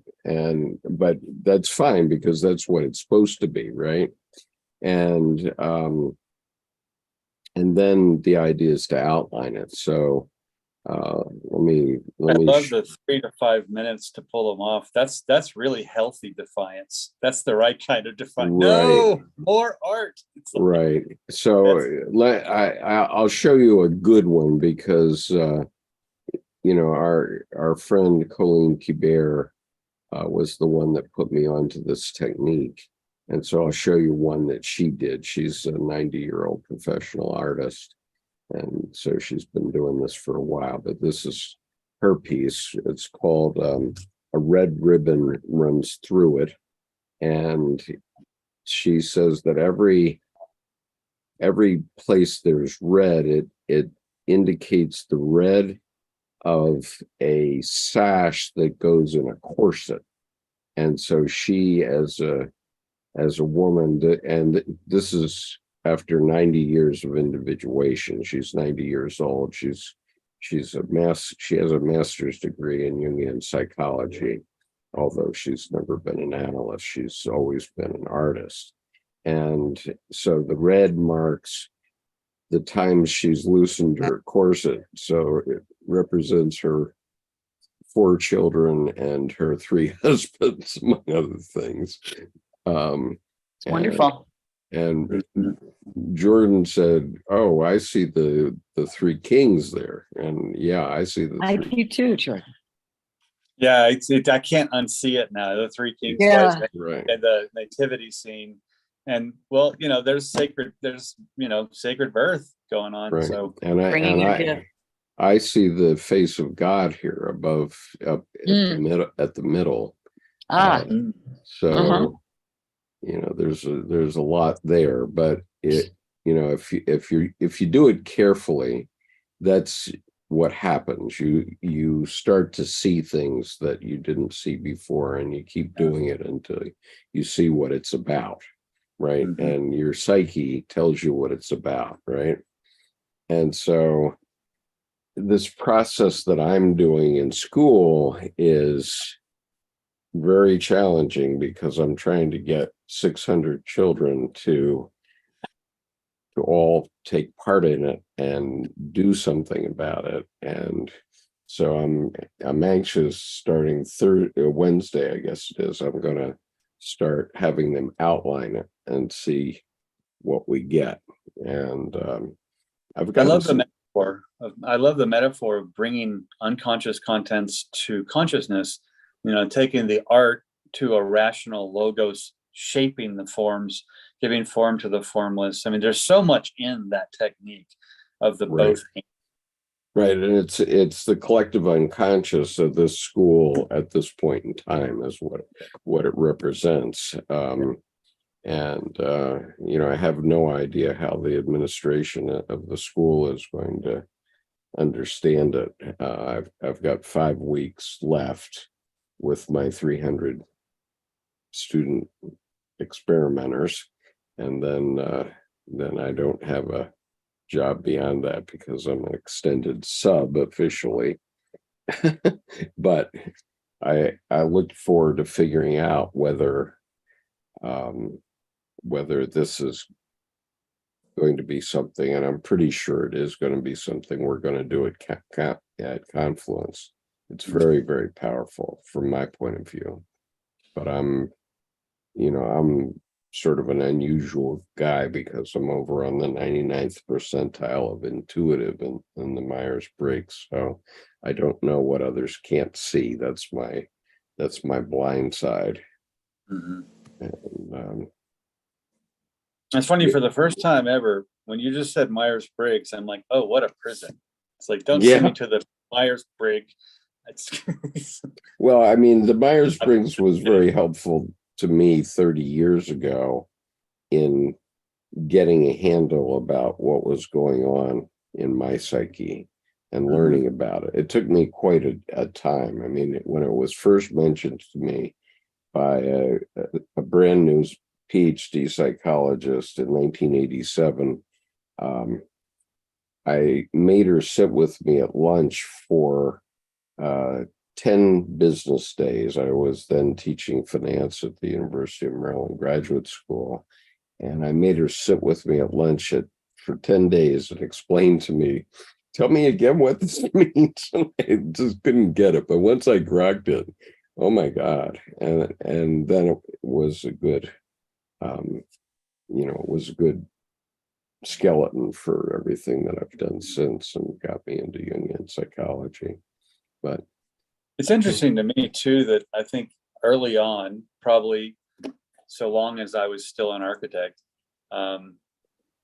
from college on, I would always test out ENFJ, but I laugh that I think what it is I can be more honest now, and it's very much INFJ. But the thing is, the core, the N and the F, they didn't change, but my own self-perspective, I think I couldn't say I was an introvert when I was younger, because that would mean weak. But no, it doesn't mean that at all. And I think, like, Judith, you're, peak of your career and you move to this tiny little place. I'm supposed to be going peak of my career, and I decide, oh, what am I in service to? Shut down the architecture firm and only do tarot and astrology and move to Taos, and a sleepy little town. And you probably got a lot of feedback. I did. Well, yeah, I got a lot of jaws dropping, and I remember the one thing of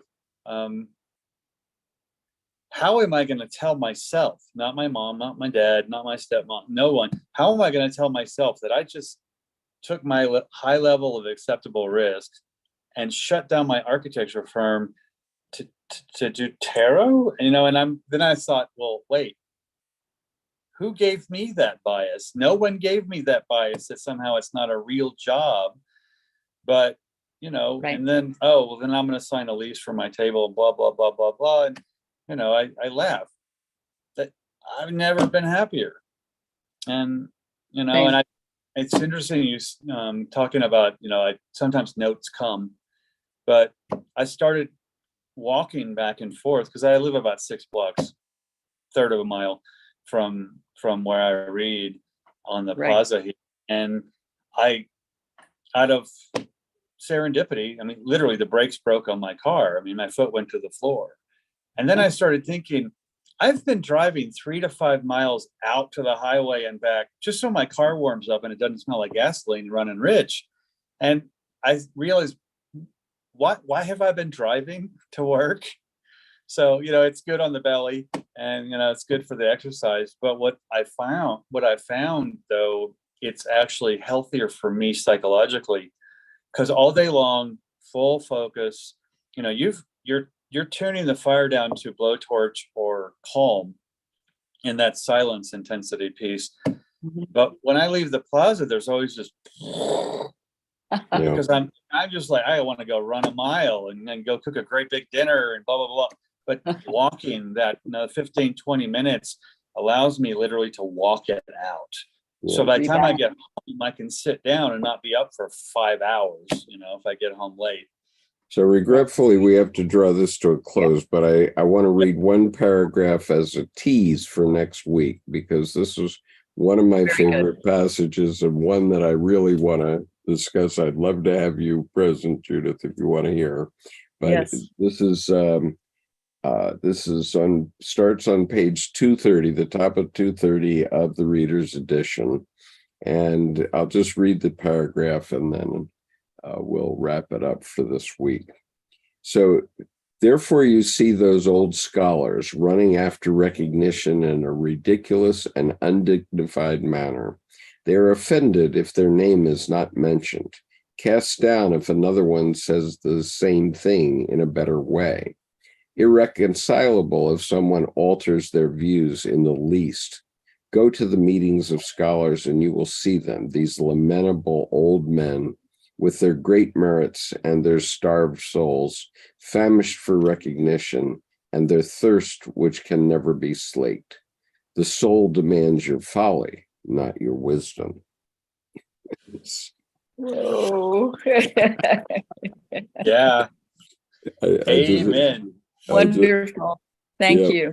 I just love that. Yeah, that's the tease for next week. So if I may, one quick example. I had someone last summer, he was a philosopher, and something I said was just a wrong trigger and not like explosive, but he started going off on this watercolor of a New York Times art critic polysyllabic mess of a one sentence paragraph. And when he stopped, he goes, "So what do you think about that?" And I said, that made too much sense to be worth a damn. and he just looked at me and I said, "I suggest you remember why you started philosophy, because you just got to the peak of, I don't have no idea, but you systematically hammered the heart of the matter out of that whole thing." Okay, we'll talk about that again next week, Jordan. But Judith, we start you're in Mountain Time, right? So we start at 8 a.m. Mountain Time. I'm sorry for that, but that's the only time I can do it. It actually worked well, and thank you so much, Skip, for being called and listening to the call. Listening. Yeah, I got it. More than being listening, I got pulled by the stacking swivel. I mean, I had a ring through my nose, and exactly. I relate. Okay. Thanks so much, everybody. Peace, everyone. Thanks, Michelle, for being here. See you next week. Bye-bye.